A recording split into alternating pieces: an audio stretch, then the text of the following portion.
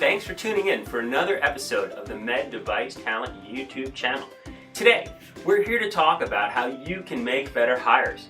You know, as a headhunter, I view two things essentially. One, I coach individuals on how to meet their career goals. And two, I help organizations and leaders to hire better people. So, if you're not hiring anybody, turn this off right now. No, I'm just kidding. If you're not hiring anybody, this is really valuable information, because if you flip this around, this is actually what you should put on your resume and how you should build your career to be seen as a top performer. So this episode is all about how you as a leader can determine who the best people are by looking at their resume. Never make a decision based on just a resume. Just, as many people will tell you, never judge a book by its cover. However, I'm here to tell you, as the author of 2 business books, that everybody judges a book by its cover and everyone judges people by their resumes. Now, a word of caution. Resumes are not able to hide poor career performance and poor choices. Resumes highlight who you are. So today we're going to talk about 4 things that you can assess on a resume that will give you a picture of the capabilities and performance of an individual. The first thing we're going to look at is their accomplishments. Accomplishments is what someone does. Why they're so important is that 2 people, one an average performer and the second one a top performing star, will have the same job responsibilities. If you look at an engineer responsible for the ABC product line, their responsibility would be responsible for the ABC product line. However, the top performers can have a long list of accomplishments about how they saved the company money, how they brought in additional revenue, how they created new products, where the average performer is just going to have those responsibilities, because responsibilities is what the average performer does. So a top performer is going to have a long list of accomplishments, and you'll be able to see that on the resume, as well as ask that person about their accomplishments when you interview them. The second thing you're going to look for is progressive increases in responsibility.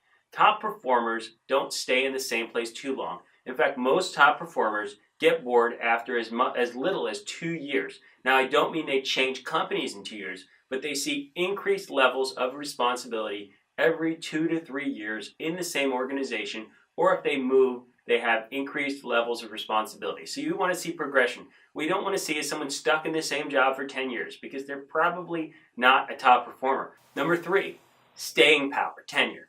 Top performers are people who get things done. You cannot get things done in 12 to 18 months in many organizations. Top performers have the ability to stick it out, create results, and have tenure in their organizations. For me, a top performer is someone who averages 3 to 5 years per employer, better yet, 5 to 7 years. They're putting in the efforts necessary to build a career in an organization and not just hitting the eject button when things get tough. Because when I look to hire, I'm not looking to hire somebody to stay for a year or 2. I want a good hire to stay for 5, 7, 10 years. And past performance predicts future performance. So if they've moved every 12 to 18 months, guess what? In 12 to 18 months, they'll be gone. So look at that staying power as a predictor of their staying power in your organization and assess what you need versus what this person brings. The final thing that I look at when I assess whether or not somebody probably could be a top performer is the quality of their education. I am not a degree snob. There are some high quality educators that are not Ivy League. For your function and discipline, get familiar with what those schools are that turn out great people in your local market or great people in your functional area. So if you look at these 4 things, which are accomplishments, progression in their career, staying power, and quality of education, you will get a picture of who this person is. And that's the other thing. There's an art and a science to hiring people. The science is all about looking at the numbers and the facts and figures. The art is getting a feel for who this person is, what motivates them, and how they'll fit your organization. So when I look at resumes, I look at it from an artistic standpoint to see how they put together the components of these 4 factors to see if there's someone that I have an interest in talking to.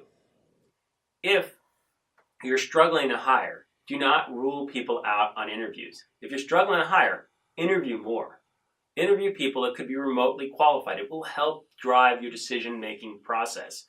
The only time you should be ruling out people based on a resume is when you have more people than you can possibly interview.